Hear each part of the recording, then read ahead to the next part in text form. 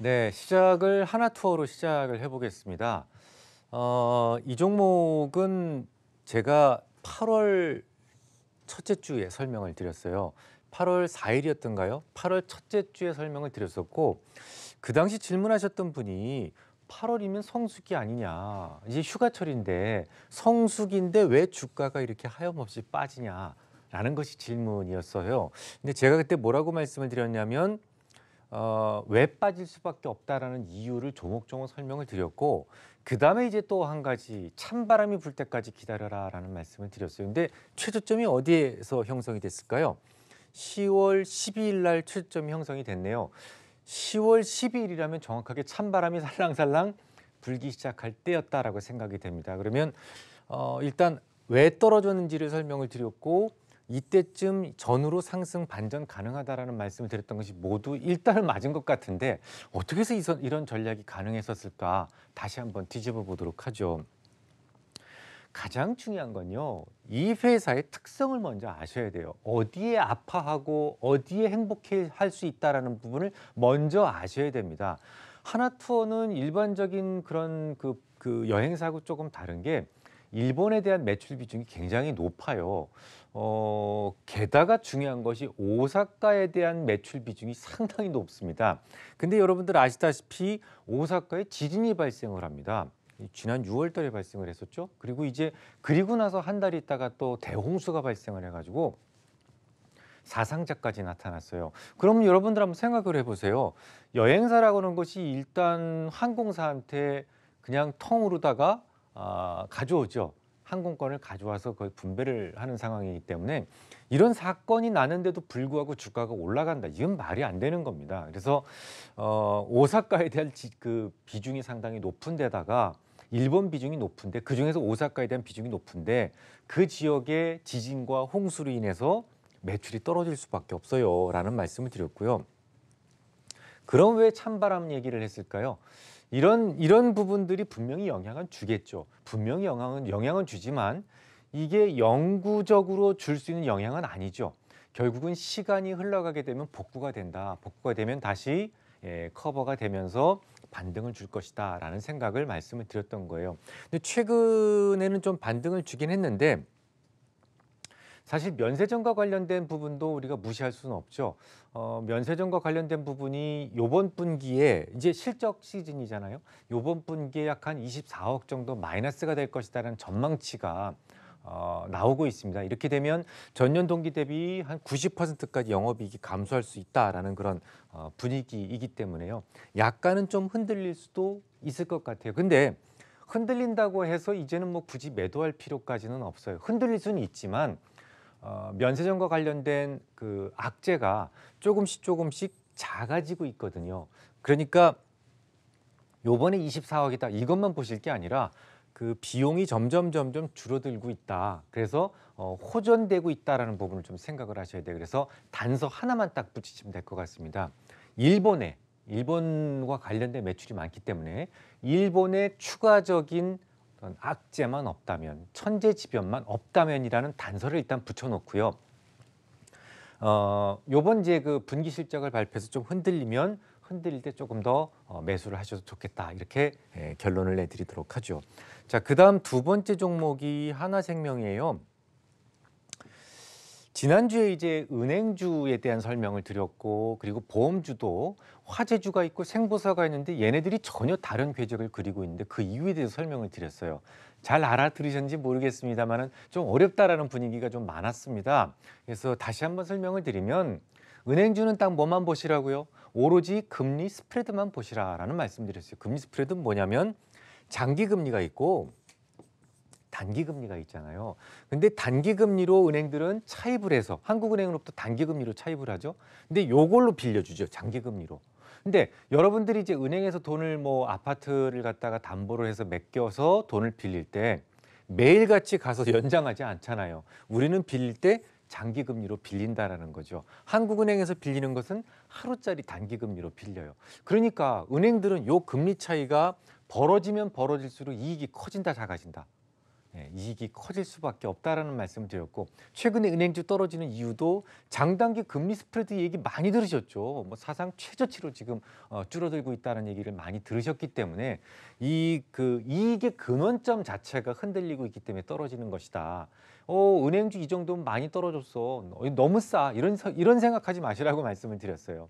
왜냐하면 장단기 금리 스프레드 축소되는 것이 지금 사상 최대치로 지금 최소치로 지금 줄어들고 있기 때문에 과거에는 없었던 그런 흐름이다라고 생각을 하셔야 됩니다. 그리고 이제 보험주는 생보사하고 화재주가 있다라는 말씀을 드렸어요. 생명보험과 관련된 것들 그리고 화재주와 관련된 것들이 이상하게 좀 다른 궤적을 그리고 있다는 말씀을 드렸었는데 화재주는 올해부터 이제 자동차 보험료 자체가 올라가고 있기 때문에 손해보험이잖아요. 손해보험.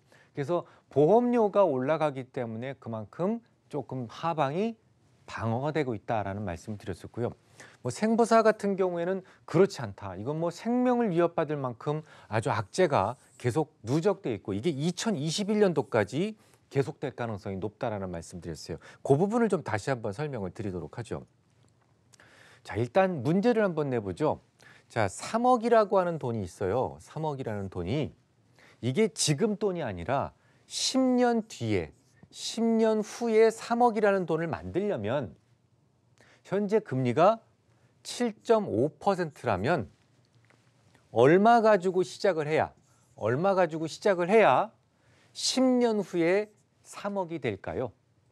요걸 먼저 여러분들이 이해를 하셔야 돼요. 자, 다시 10년 후입니다. 10년 후에 3억이 되려면 현재 금리가 7.5%라면 얼마 가지고 시작을 해야 될까? 복리로 계속 컴파운딩 했을 때 1년, 2년, 3년, 4년에 10년이 지났을 때 3억이 되겠느냐라는 부분. 이해하기 쉽죠? 이거는 재무계산기만 있으면 간단하게 알 수 있다라고 말씀드렸어요. 소위 금융을 한다는 분들이 재무계산기 하나쯤은 집에 하나쯤은 있어야 되겠죠.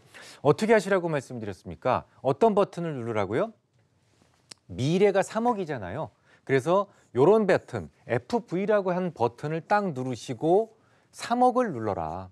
3억을. FV 누르면 숫자가 딱 뜨게 됩니다. 그럼 숫자에 3억을 딱 집어넣고 그 다음에 자, 요게 뭡니까? 7.5%가 이자잖아요.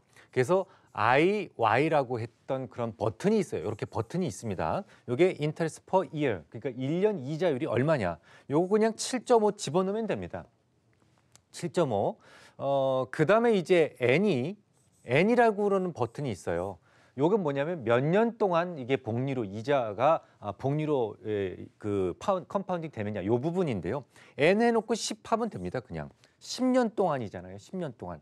자, 그다음에 마지막으로 컴퓨트라는 그런 CPT라는 그런 버튼이 있어요. 요건 뭐냐면 계산하라라는 그런 버튼이에요. 계산하라. 뭘 계산을 하느냐? 그다음에 이제 퓨처 밸류 PV라고 하는 프레젠트 밸류 PV라고 하는 버튼이 있어요. 요걸 누르면 얼마가 나오느냐. 요게 답이 3억에 대한 그 첫 번째 시작하는 지점을 찾아낼 수 있다는 것이죠. 해보시면 얼마가 나요? 1억 4,556만 원이 나오죠. 1억 4,556만 원. 이 말은 무슨 얘기냐면 1억 4,556만 원 가지고 7.5% 이자율일 때 10년 있다가 이게 얼마가 된다? 3억이 된다라는 것을 의미합니다. 제가 왜 이 얘기를 길게 드렸냐면 생보사들의 회계 기준이 2021년부터 바뀌어요. IFRS 17이 적용이 된다라는 말입니다. 우리나라는 아직까지 선진국이 아니기 때문에 유예를 줬던 것뿐이지 지금 선진국은 다 적용을 시키고 있거든요. 이게 뭐냐면 과거에는 판매 시점의 금리로 부채를 갖다가 규정을 했어요. 어쨌든 어떤 보험 상품을 팔았다라는 것은 어쨌든 보험회사 입장에서 봤을 때는 고객들한테 내줘야 되는 부채잖아요. 언젠가는 예를 들어서 3억짜리 연금보험을 팔았다. 그럼 3억을 내줘야 되는 거잖아요. 근데 그 팔을 파는 시점에 금리가 7.5%였다면 금리의 변동이 있다고 하더라도 그냥 7.5%로 쳐서 부채를 계산하라. 이게 지금까지의 회계 원칙이었어요. 그런데 2021년도부터 어떻게 바뀌게 된다고요? 필요 없다. 현재 이자율로 부채를 규정해야 된다라고 바뀌게 되는 겁니다. 조금 더 실질 가치에 가깝게 변하는 거죠. 그래서 아까 말씀을 드렸던 그 공식에 의해서 똑같은데 뭐만 바뀌어요? IY만, 그죠? 요 이자율만 2.5로 해서 다시 계산을 하게 되면 얼마가 나오냐면 2억 3,436만 원이 나옵니다. 그러면 여기서 엄청난 차이가 나잖아요. 지금까지는 1억대에 1억 4,556만 원의 부채를 가지고 있다라고 규정됐던 것이 이게 2021년도부터는 갑자기 뻥 뛴다라는 거예요. 지금 금리는 계속 떨어지고 있잖아요. 그래서 이렇게 되면 이 생보사 입장에서는 뭘 해야 됩니까? 둘 중에 하나죠. 자본 확충을 다시 하든지, 그죠? 증자를 통해서 자본 확충을 하든지. 왜냐하면 금융회사다 보니까 부채 비율이 너무 높아지게 되면 제재를 받게 돼요. 그러니까 생존의 위험을 느낄 수도 있다라는 거죠. 그래서 자본 확충을 해서 자본금을 늘리든지, 부채가 늘어나니까요. 아니면 또 한 가지 방법이 있죠. 금리가 올라가든지. 이 둘 중에 하나가 되어야만 주가가 상승할 수 있다라는 말씀까지 드렸습니다. 자, 그러면 제가 중요한 게 뭐냐면 이게 월요일 날 어떻게 되겠느냐. 지금까지 또 내렸어요. 이번 주 내내 또 내렸는데 월요일 날도 과연 내리겠느냐라는 겁니다. 어떻게 될 것 같습니까, 여러분? 저는 오를 것 같아요. 왜 오를 것 같냐면 주말에 어떤 뉴스가 있었습니까? 제가 좀 전에 말씀드렸습니다마는 요번에 이제 전년 동기 대비 임금 상승률이 3.2%로 발표가 됐죠. 지난달에도 3% 넘었죠. 일단 3%가 넘게 되면 시장에서는 돈들이 어떤 생각을 하게 되냐면 이제 미국의 물가가 오르겠구나라는 생각을 합니다. 지금까지 물가가 못 올랐었는데 오를 수 있겠구나라는 생각을 하게 돼요. 그러면 물가가 오르면 금리에 대한 상승 기대치도 같이 높아지겠죠. 자, 이 종목은 뭐에 영향을 가장 많이 받는 종목이에요? 금리예요, 금리. 지금 이렇게 주가가 떨어졌던 이 사단이 났던 이유가 뭐 때문에 지금 떨어졌다고요? 바로 금리 때문에 떨어진 거잖아요. 금리가 계속해서 지금 제로 금리를 향해서 가다 보니까 이런 문제가 생긴 거잖아요. 근데 월요일 날에는 요 뉴스 때문에 이 글로벌 자금들이 금리가 앞으로 올라갈 것 같은 느낌이 들겠죠. 그러면 주가가 오르겠죠. 영원히 오를까요? 아니죠. 금리에 대한 기대치가 살아있을 때까지만 오를 겁니다. 그래서 그 부분을 여러분들이 꼭 기억을 해놓으시고 이 종목은 어떻다고? 기본적으로 2021년도까지는 오르락내리락 하지만 결국은 내려가는 가능성이 높다라는 거고요. 대신에 이제 금리가 시장에서 확고하게 오를 수 있는 그런 기대치가 생길 때는 주가는 오른다. 오를 때 계속 가만히 있지 마시고 오를 때마다 조금씩 정리를 해주셔야 된다라는 것을 꼭 기억해 주시기 바랍니다.